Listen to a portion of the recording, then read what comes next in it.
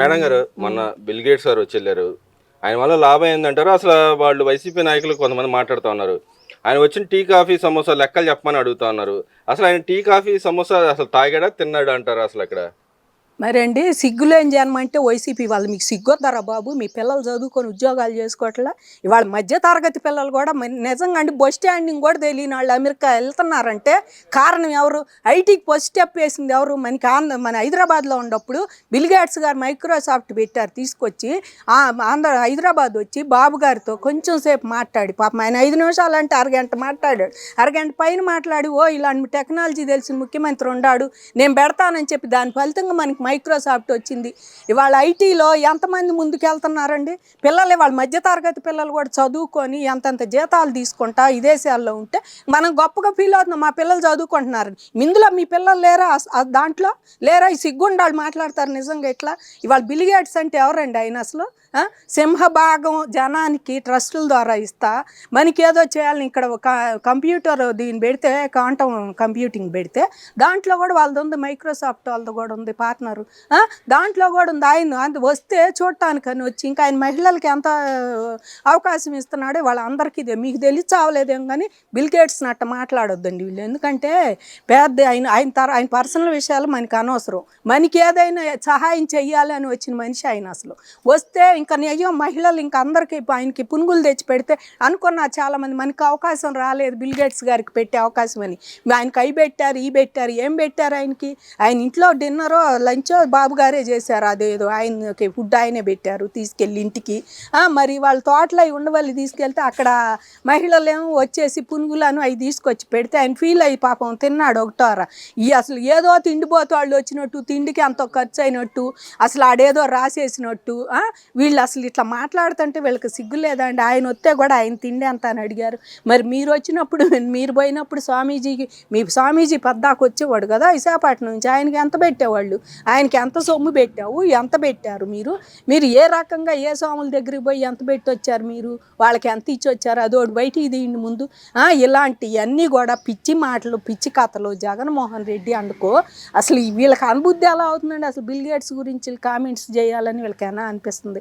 ఆయన ఎలాగన్నా రాని మన రాష్ట్రానికి ఒకప్పుడు మంచి సహాయం చేసి మనకి ఇక్కడ కంపెనీలు పెట్టి వాళ్ళ ఆయన ముందు పెడితేనే తర్వాత ఇవన్నీ వచ్చి వాళ్ళ ఐటీ హబ్ అంటే హైదరాబాద్ పెద్ద ఫేమస్ అయిపోయింది. వాళ్ళ మన దక్షిణాది రాష్ట్రాల్లో వాటితో పోటీ పడుతుంది. బెంగళూరు, మద్రాసుతో హైదరాబాద్ పోటీ పడుతుంది వాళ్ళ. దానికి కారణం ఎవరు? స్టార్టింగ్లో ఆయన వచ్చి పెట్టబట్టి. ఇప్పటికైనా కూడా ఇలాంటి అవాకులు చవాకులు మానుకోవాలండి. మరి ఇక్కడ తిరుపతి లడ్డు వ్యవహారం చూసుకుంటే వాళ్ళు కూడా మాట్లాడుతున్నారు. ఇందాపూర్ డైరీ అనేది ముసుగు సంస్థ తీసుకొచ్చి చంద్రబాబు నాయుడు గారు కల్తీ లడ్డు తయారు చేస్తున్నాడు. ఇప్పుడు మా గవర్నమెంట్కి అసలు సంబంధమే లేదని చెప్పి అన్నారు. నిజంగా అసలు కల్తీ లడ్డు ఏ గవర్నమెంట్లో జరిగిందంటారు? నేను జగన్మోహన్ రెడ్డి అదే మాట్లాడుతాను. దాన్ని ఎలా చూడొచ్చు ఇక్కడ? ఎన్నాళ్ళు అనలేదే మరి వీళ్ళు? ఇన్నాళ్ళు ఏమనలేదు. నీ కల్తీ లడ్డు వ్యవహారం ఎప్పటి నుంచి వస్తుంది? చంద్రబాబు గారు అధికారంలో, ఇవాళ అధికారంలో రాకముందు 1924 ముందు నుంచే జరుగుతుంది కల్తీ లడ్డు వ్యవహారం. మీరు ఇవాళ ఎందుకు మాటలు 22 నుంచే కల్తీ జరుగుతుంది అన్నారు. ఆ 22 నుంచి మీ వాళ్ళు ఉండారు అక్కడ చైర్మన్గా. సుబ్బారెడ్డి గారే ఒప్పుకున్నాడు కదా, నెయ్యే లేదు కల్తీ ఆడి నుంచి వచ్చిందని. ఇంకా నువ్వు మాట్లాడటానికి అసలు వీళ్ళకి అంటే పక్కన వాళ్ళు మాట్లాడుతున్నారు ఇవన్నీ. అవి పక్కన పెట్టి నాది మాట్లాడమని చెబుతున్నాడు జగన్మోహన్ రెడ్డి. ఏమన్నా అర్థం ఉందయ్యా జగన్మోహన్ రెడ్డి? అసలు ఏం మాట్లాడుతున్నావు? నీకు ఎవడు రాసిస్తున్నాడు ఆ స్క్రిప్టు? కనీసం నిజాలు వాళ్ళు మాట్లాడిన మీ వాళ్ళే మాట్లాడుతున్నారు, బయట వాళ్ళు ఎవరు మాట్లాడాలి ఆ మాట కూడా. నెయ్యే లేదు కల్తీ ఆడి నుంచి వచ్చి 300కి నెయ్యి ఆడని వస్తుందండి. ఇవాళ అసలు మా ఊళ్ళల్లో నెయ్యి కొనుక్కోవాలంటేనే మాకు 120 రూపాయలు చెబుతున్నారు. ఎంత గిద్ద వచ్చి 7 గిద్దలు ఉన్నారైతే లీటర్ అవుద్ది. అది అప్పుడు ఎంత అవుతుంది నెయ్యి చెప్పండి? మీకు అంత టోకు మీద 600 చిల్లర మీకు నెయ్యి ఇస్తుంటే, అది మంచి నెయ్యి ఇస్తుంటే రేట్లు పెంచారంటాం. ఇదేమో కల్తీ నెయ్యి. మీరు కొనే 300 రూపాయలు ఇందాపూరు, హెరిటైజు 2 ఒకటేనంటాం. ఇవన్నీ కూడా అసలు ఏం మాట్లాడుతున్నారు వీళ్ళు? ఆ ఇందాపూరు నెయ్యి తీసుకొచ్చింది ఎవరు? మీరు తీసుకొచ్చి చేశారు. ఇన్నాళ్ళు లడ్డు కల్తీ చేశారు. దాని మీద అసెంబ్లీలో మాట్లాడు. మేము చెప్పేది ఒకటే, అసెంబ్లీ 7 దాకా ఉంటుంది. నీకు తెలుసో తెలీదో 7 దాకా ఉంటుంది అంటున్నారు. అసెంబ్లీలో మీ 10 మంది వచ్చి కల్తీ నెయ్యి మీద మాట్లాడండి, ఇందాపూర్ నెయ్యి మీద మాట్లాడండి, చిన్నబాబు చిరుతిళ్ళ మీద మాట్లాడండి, చిన్నబాబు ఫ్లైట్ల మీద మాట్లాడండి. ఎవడొద్దన్నాడు? ఎవడినో ఉసిగొల్పి నువ్వు దాంట్లో కూర్చొని అక్కడ మాట్లాడమంటావు. అదేమంటే చంద్రబాబు గారు ఆపేయమన్నారంటే మీ సొల్లు మాటలు వింటానికి ఆడ ఖాళీ లేదయ్య. నువ్వు ఉన్నప్పుడు అయ్యే మాటలు ఇప్పుడు కూడా అయ్యాడంటారు. అడుగుతున్నారు ఎమ్మెల్యే లేసి మాకు అది హాస్పిటల్ కావాలి, మా స్కూల్ కావాలంటే దానికి సంబంధించిన మంత్రులు చెబుతున్నారు వాళ్ళు అక్కడ ఇస్తాం ఇక్కడ ఇస్తాం ప్రభుత్వాన్ని పెడదాం అది ఇదని ఏదన్నా అట్లాంటి మాటలు అడిగితే బాగుంటుంది. అయిపోయింది మీ లడ్డు పని, ఆ కల్తీ లడ్డు మీద చర్చించి వచ్చి 2 రోజులు గోల్ అంటే ఇక్కడ గవర్నమెంట్ కూడా నిన్న ఎమ్మెల్సీలో అయితే బొత్స గారు అయితే హడావుడి చేస్తున్నారు అక్కడ కూడా అడిగిన పరిస్థితి, అనిత గారు నేను ప్రెస్ మీట్ లో కూడా చెప్పిన పరిస్థితి, నీ దమ్ముంటే వచ్చి మాట్లాడని చెప్పి ఆయన ఛాలెంజ్ విసిరింది. మరి దానికి తగ్గట్టుగా వీళ్ళు వస్తారంటారు. అసలు రారండి వీళ్ళు అసెంబ్లీకి వస్తే వీళ్ళకి మొహాలే చల్లవు. అసెంబ్లీలో ఏం మాట్లాడతారు వీళ్ళు? అసెంబ్లీలో నిజమే మా లడ్డు గురించి వీళ్ళు మాట్లాడితే లెమ్మట సుబ్బారెడ్డి గారు మాట్లాడిన వీడియో బయటికి తీసుకురావాల్సి వచ్చింది. నెయ్యే లేదు కల్తీ యాడ్ నుంచి వచ్చిందని చెప్పేసి. మీరు ఎక్కడి నుంచి బోలే బాబా ఆ బాబా ఈ బాబా సిట్టు తీసుకొచ్చి నివేది చూపిస్తారు. మీకు ఇవన్నీ మీకు అవసరమే. ఆ లడ్డు మాట్లాడితే సిట్టు వాళ్ళు తీసుకొచ్చి నివేది చూపిస్తారు. మీరు ఎక్కడి నుంచి లడ్డులు తెచ్చింది ఏంటి? ఇప్పుడు ఏదైనా కోర్టుకు ఒకటి సబ్మిట్ చేస్తే నిజం లేని కోర్టు నమ్మదు కదండి. మరి వాళ్ళు ఎక్కడి నుంచి నెయ్యి తెచ్చారు, ఎక్కడెక్కడి నుంచో అన్ని సిట్టు వాళ్ళు తీసుకొచ్చి పరిశీలన చేసి మీకు ఇచ్చారు ఒక రిపోర్టు. ఆ రిపోర్టు ప్రకారం మీరు మాట్లాడండి వచ్చి. ఆ రిపోర్ట్ ఉంటుంది. మీరేం మాట్లాడతారు అసలు వచ్చి? అంటే ప్రెస్ మీట్లో మాట్లాడితే గాలికి దూలికి పోద్ది, జనం విని నిజమేనేమో అని అనుకొని చంద్రబాబుని అవాయిడ్ చేయాలి, మన కోట్లు వేస్తారేమోనని జగన్మోహన్ రెడ్డి గారు అప్పుడప్పుడు ఇలాంటి వేస్తూ ఉంటాడండి. ఇలాంటి చమక్కులు రాళ్ళు విసురుతూ ఉంటాడు. తప్పు వాళ్ళు చేసినా సరే అదట వాళ్ళు చేశారని. ఇప్పటికైనా వాళ్ళ నాన్నగారు చేసిన తిరుపతి మీద వాళ్ళ నాన్నగారు కామెంట్లు 2 కొండలు. మీరేమో లడ్లు ఇంకా చేసి కూడా ఇప్పుడు ఇంకా ఇది మేము ఇందాపూర్ వాళ్ళు చేశారు, హెరిటైజ్ వాళ్ళకి ఇచ్చారు, వాళ్ళకి ఇచ్చారు, వీళ్ళు చేశారు అని చెప్పేసి వాళ్ళని ప్రతి దాంట్లో వీళ్ళు హెరిటైజ్ని కలిపి. ఎందుకంటే ఆ చంద్రబాబు గారి కంపెనీ వాళ్ళ మిస్సెస్ దవ్వటం పాపం అన్నమాట. అంటే అది కూడా వాళ్ళు మాది కాదని చెప్పి నిన్న ఏదైతే బొత్స సత్యనారాయణ గారు చేసిన వ్యాఖ్యలు ఏదైతే మనం చూసాం, చీజ్ ప్యాకెట్ తీసుకొచ్చి ఇది నెయ్యి అని చూపించిన పరిస్థితి చూసాం. మరి వాళ్ళు కోర్టుకి ఎక్కిన పరిస్థితి, మా మీద అబాండాలు వేస్తున్నారు కాబట్టి వాళ్ళు ఏదైతే కోర్టు నుంచి నోటీసులు ఇచ్చి పంపిస్తే పరువు నష్ట దావా వేశారు. ఎలా చూడొచ్చు అంటారు? పరువు నష్ట దావా వేయాల్సిన పరిస్థితి ఎందుకు వచ్చిందంటారు వాళ్ళ మీద? మరి ఇట్లా తిడుతుంటే ఏం చేస్తారండి? సాక్షి మీద ఒకప్పుడు లోకేష్ గారు వేశారు, ఇంకా జరుగుతున్నట్టుంది అది విశాఖపట్నంలో. అట్టాకి వీళ్ళు పొద్దుగూకులు వీళ్ళ మీద పరువు నష్టం దావాలు ఏపించుకునేదాకా ఎందుకు తీసుకొస్తున్నారంటే నోటి దోల అనమాట. అది కరెక్టా కాదా అని కనుకంటే ఎయిర్ అనుకుంటారు వీళ్ళు. మనం అంటే అది జనం నమ్ముతారు అనుకుంటారు, కానీ వీళ్ళు ఖచ్చితంగా అది అబద్ధమైనప్పుడు నా పరువు నష్టం దావా వేయకుండా ఎట్టుంటారు? ఇవాళ పరువు నష్టం దావా మీకు వేస్తున్నారు, 100 కోట్లకి ఏమి వేయాల్సిందే అని అంటున్నారు. పరువు నష్టం దావాలు వీళ్ళ మీద అన్నిటికీ వేయాలండి, దీనికి కాదు. వాళ్ళు ప్రతి దానికి మనుషుల మీద కూడా ఎట్టబడితే అట్ట మాట్లాడుతాం. వాళ్ళు లోకేష్ మీద కూడా ఫ్లైట్లు ఎక్కిపోతున్నాడు, క్రికెట్ చూడాలంటే ఆయన డబ్బులు పెట్టి ఆయన పోయానని ఆయన పక్కా ప్రూఫ్ చూపిస్తున్నాడు.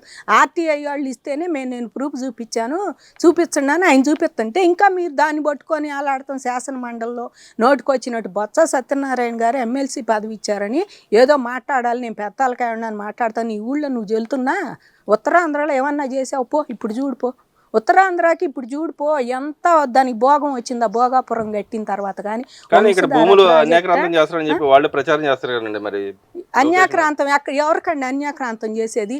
ఇప్పుడు 10,000 మందికి ఉద్యోగాలు ఇచ్చే వాళ్ళకి ఏమైంది? 10 ఎకరాలు ఇస్తే ఇప్పుడు వాళ్ళు 10 ఎకరాలు ఇచ్చారు. 10 ఎకరాల్లో పెట్టినప్పుడు మన పిల్లలు 10,000 మంది ఉద్యోగం చేస్తున్నారు. మన పిల్లలకి ఆ శాలరీలను బట్టి ఇన్కమ్ ట్యాక్స్ ఏదో కట్టింగ్ అవుతుంది, మనకి ఇన్కమ్ ఆంధ్రాకు వస్తుంది. తప్పేముంది వాళ్ళకి పెట్టుకుంటే? తప్పేముంది? వాళ్ళ కాలేజీలు ఎన్ని పెట్టారు? అంతమంది పిల్లలు ఆంధ్రాకి వచ్చి చదువుతున్నారు. SRM కానీ, విట్టు కానీ, అమృత కానీ, వాళ్ళ బిట్స్ పిల్ల అని కూడా వస్తుంది కొత్తగా అక్కడ. అంటే ఇక్కడ ఇంకో మాట కూడా మాట్లాడుతున్నారు. అయితే జగన్మోహన్ రెడ్డి గారు చెప్తున్నారు మహిళలకు అసలు ప్రాధాన్యత ఇవ్వలేదు, ఈ బడ్జెట్లో అందే కాకి లెక్కలు తప్పితే ఏం లేవు. నేనుగా పావులా వడ్డీ ఇచ్చాను, ఈ గవర్నమెంట్ పావులా వడ్డీలన్నీ ఎత్తేసి మహిళలు మోసం చేస్తున్నారు, ఇవ్వాల్సిన డబ్బులు కూడా ఇవ్వలేదు, బాకీ పడ్డాడు చంద్రబాబు నాయుడు అని చెప్పి మాట్లాడుతున్నారు. లేదు పావులా వడ్డీలు మా అందరికి పడుతున్నాయండి మహిళలకి. ఎందుకంటే డ్వాక్రా మహిళలందరికీ నేను డ్వాక్రాలో ఉన్నాయి, ఇంకా నేను జరుగుతుంది ప్రజెంట్. మా పావులా వడ్డీలు డ్వాక్రా దాంట్లో పడతాయి. మేము కట్టేది మామూలుగా కడతాం బ్యాంకులకి, పావులా వడ్డీలు తిరిగి డ్వాక్రా వాళ్ళు వేస్తారు. మాకు అది జరుగుతూనే ఉంది ఆ ప్రాసెస్, అదేం ఆగలేదు. ఇంకా ఇప్పుడు కొత్తగా మాకు 5 లక్షలైనా లోన్ ఇస్తామంటున్నారు. 5 లక్షల కాంచి 10 లక్షల కాడి నుంచి మీకు లోను కేంద్ర సహకారంతో లోన్లు ఇస్తాము, తీసుకొని ఏదైనా పెట్టుకోండి మీరు బిజినెస్. మాకు ఇంకా బిజినెస్ ట్రిప్పులు కూడా నేర్పిస్తాను క్లాసులు పెడుతున్నారు. మేము వెళ్ళటం లేదు. కానీ మీ స్కిల్ ఈ గవర్నమెంట్ ఎందుకు అంత ఇనిషియేటివ్ తీసుకుందంటారు? అవునండి, ఇప్పుడు అమరావతిలో పొలాలన్నీ ఇచ్చేశారు, వీళ్ళకి ఏమీ లేవు గనక ఇవాళ మహిళలు ఏ మహిళలకైనా ఇవాళ ఇక్కడ ఏముందండి, అమరావతి ఉంది, ఎక్కడైనా మహిళలకి ఇక్కడ అందరూ అసలు బాబు గారి ఇంటికి ఒక ఎంటర్ప్రెన్యూర్ కావాలి. మీరు అందరూ కూడా ఇది పెద్ద సిటీ మహానగరం అవ్వబోతుంది. ప్రతి వాళ్ళు ముందు మీరు ఇక్కడ వాళ్ళు ఇక్కడ ఏదైనా చేసుకోవడానికి మేము అన్ని విధాల సహకారం అందిస్తామని మా స్కిల్స్ నేర్పటంలో కానీ లేడీస్కి ఏది నేర్పడానికైనా ముందుకు వస్తున్నారండి. అసలు అన్నిటికీ వాళ్ళని పెట్టారు, అసలు మీటింగులు పెడుతున్నారు, వచ్చి నేర్చుకోండి అని చెప్పి. ఈ కొంతమంది మహిళలు ఇప్పటికి ఇది వెళ్తున్నారు మిలిట్స్ అని అయ్యని మరి టైలరింగ్ అని కట్ చేసి ఇస్తే వాళ్ళకి నెలకు 10,000 కుట్టి ఇవ్వటమే ఇల్లు. ఇట్లాంటి చాలా మహిళలను పాపం వాళ్ళు ముందు తీసుకురావని చూస్తున్నారు. ఇప్పుడు నిజంగా మేము అనుకుంటున్నాం ఇంకా మాకు వయసు తక్కువైతే బాగుండేది ఇవన్నీ నేర్చుకోవటానికని. ఇప్పుడు మాకు వయసు అయిపోయింది కానీ మా పిల్లలు బయటకు వెళ్ళారు. ప్రజెంట్ ఇప్పుడు ఇంట్లో ఉండే చిన్నపిల్లల కోడళ్ళు వాళ్ళకి అందరికి అవకాశం ఉందండి, ఖచ్చితంగా వాళ్ళు అందరూ నేర్చుకుంటున్నారు. మరి అదేవిధంగా చూసుకుంటే అంబటి రాంబాబు గారు ఇప్పుడు బయటకు వచ్చి కూడా మళ్ళీ మాట్లాడుతూ ఆయన మీద మళ్ళీ కేసు పెట్టిన పరిస్థితి. పాదయాత్ర చేస్తాను, నన్ను అడ్డుకుంటే నా వెనకాల జనాలు రానివ్వాల్సిందే అని చెప్పి అంటున్నాడు. అసలు ఆయనకి కోర్టులో అయినా మా ఆవిడ ఏం చేయడు, మా మీద అక్రమ కేసులు పెట్టారు, దాని మీద మా డిస్మిస్ చేయని చెప్పి అడిగి ఆయన బయటికి బెయిల్ వచ్చిన పరిస్థితి. మళ్ళీ కోర్టు ధిక్కారం కింద ఆయన పబ్లిక్ ఏదైతే ఉందో వాళ్ళ పోలీసులు వాళ్ళ లా అండ్ ఆర్డర్ మెయింటైన్ చేయాలి, ప్లస్ ప్రజల రవాణాకి సౌకర్యం కల్పించాలి. ఈయన పాదయాత్ర చేస్తానని చెప్పి బయలుదేరాడు. ఈయన పెద్ద లీడర్ అని అనుకుని అలా బిహేవ్ చేస్తాడు, లేకపోతే జగన్మోహన్ రెడ్డి గారు ఇచ్చిన స్క్రిప్ట్ మళ్ళీ బిగిన్ చేశాడు అంటారు? అంతేనండి, జగన్మోహన్ రెడ్డి గారు ఇప్పుడు అంబటి రాంబాబు పాదయాత్ర పోనీ అనుకో డ్యాన్స్ ట్రూప్ ఏదన్నా మంచి డ్యాన్స్ ట్రూప్ తీసుకొని పోతే చాలా బాగుంటుంది. ఎందుకంటే జనాన్ని కూడా వస్తారు, అప్పుడైతే జనం వస్తారండి చూడటానికి. వాళ్ళు నువ్వు కలిసి డ్యాన్స్ ఎత్తే వస్తారు చూడటానికి. నువ్వు ఈ రకంగా మాట్లాడటానికి ఆయన ఏమనుకుంటున్నాడు, నువ్వు ఇప్పుడు మామూలు మనిషివేనయ్యా, నువ్వు మాజీ మంత్రివి, ఇప్పుడు అసలు ప్రజెంట్ నీకు ఎమ్మెల్యే కూడా లేదు, మామూలుగా మేమెంత నువ్వు అంతే. అంతేగాని నువ్వేదో నేను ఇరకదెత్తా, నీ వయసు తగ్గట్టు డిగ్నిటీగా ఉండి బిహేవ్ చేస్తే బాగుంటుంది. అంతేగాని నీ వయసుకి తగ్గట్టు కాకుండా ఏదో చిన్నపిల్ల నేను ఎట్టబోతా పోలీసులు నిధులీయటం తగ్గేదే లేదని సినిమాలోగా. అసలు ఈ సినిమా వాళ్ళ అందరు సినిమా ట్రూపేనండి వీళ్ళు మాత్రం. ఎందుకంటే డైలాగులు అసెంబ్లీలో కూడా మనం చూసేవాళ్ళం, అనిల్ యాదవ్ ఒకడు ఇట్లాంటి వాళ్ళు అందరూ సినిమా డైలాగులు వేయటం, సినిమాల్లో ఎట్ట మాట్లాడతారో అట్ట మాట్లాడతాం, నోటికి వచ్చినట్టు మాట్లాడతాం చేస్తున్నారు. ఇప్పటికైనా అంబటి రాంబాబు గారు మీరు తగ్గితే బాగుంటుంది. మీ పిల్లలు అసలు ఆ పిల్లలు ఆడపిల్లలు నాన్న నువ్వు అట్లా అనకూడదు, మరి సభ్య సమాజంలో మనం మాట్లాడకూడదని చెప్పాల్సింది పోయి మా నాన్న అంటే తప్పేముంది, మా నాన్న ఆయన కాళ్ళు వస్తున్నారు వీళ్ళు వస్తున్నారంటే మీ నాన్న అన్నాడు కాబట్టి వాళ్ళందరూ అసలు వాళ్ళని రెచ్చగొడతాం ఎందుకు, రెచ్చగొట్టే వ్యాఖ్యలు చేయటం ఎందుకు, మళ్ళీ వాళ్ళు వచ్చారంటాం ఎందుకు. ఇప్పుడు పోలీసుల నుంచి బయటకు వచ్చి నేను ఏదైనా రెడీ అంటే మళ్ళీ జైలు పోతే 29లో నీకేదో పదవిస్తాడు గెలుస్తాం అనుకుంటున్నారు, మీరు వచ్చేది లేదు. నువ్వు మళ్ళీ కనుక 29లో ఈసారి అసలు కొల్లబడుతారండి. చంద్రబాబు నాయుడు కూడా ఈ ఊరుకోట్ల జనం చంద్రబాబు నాయుడు పక్కన పెట్టి లొకేషన్ పుచ్చుకోమంటున్నారు ఇట్లాంటి పనులని. అయ్యా మేమైతే నువ్వు వయసు అడివి కాస్త యంగర్వి చూడు ఇట్లాంటివి, అంతేగాని వాళ్ళు అన్నా కూడా మేల్కొండ మనకెందుకులే శాంతి భద్రతలకు ఎఘాతం కలిగిద్దని చెప్పి ఆపటం, ఇంకో రకంగా చేయటం చేస్తే వీళ్ళు అసలు మమ్మల్ని చూసి దడిసి ఆపారు అనుకుంటున్నారు వీళ్ళు. ఇవన్నీ జరిగే మిమ్మల్ని శాంతి భద్రతలకు ఎఘాతం కలుగుతుంది, పెట్టుబడులు వస్తున్నాయి రాష్ట్రంలోకి, ఎందుకులే వీళ్ళతోటి మనమని బాబు గారు ఎక్కడికక్కడ సర్దుకుంటుంటే వీళ్ళేంటంటే మమ్మల్ని చూసి ఆపుతున్నారని ఆయన ప్రెస్ మీట్ పెట్టా వీళ్ళు రెచ్చిపోను మాట్లాడితే బిల్ గేట్స్ ఉంది. ఇప్పుడు అసెంబ్లీ జరుగుతుంది, ఆయన ఎందుకు రాలేకపోతున్నాడు అంటారు. వాళ్ళ నాయకులు అటు ఎమ్మెల్సీలో కూడా మాట్లాడిన పరిస్థితి ఎందుకు ఉందంటారు? ఎక్కడికి వస్తారండి వీళ్ళు, అసెంబ్లీకి ఆడికి వస్తారు, వస్తే అయ్యన్న పాత్రను చూస్తాడు, ఈయన RRRని చూస్తాడా, స్పీకర్ సీట్లో ఉండాలి ఇద్దరిని నువ్వు ఎన్ని తిట్టావు, వాళ్ళని ఎంత అరెస్టులు చేపించావు, RRR గారిని అయితే అసలు కొట్టడమే మీ పార్టీలో ఉండ తీసుకెళ్ళి కొట్టించావు, పిచ్చి కొట్టిస్తే ఆయన కేసులు పెట్టాడు మీ మీద, ఆయన్ని కొట్టించావు. ఏం చూస్తా చంద్రబాబుని తిడుతున్నావు, పవన్ కళ్యాణ్ తిడుతున్నావు, లోకేష్ని తిడుతున్నావు, ఇంకా నువ్వు ఎవరికి అక్కడ సమాధానం చెప్పేది. ఈయన వచ్చి కూర్చొని ఎవరినాడు చూసే పరిస్థితి లేదండి.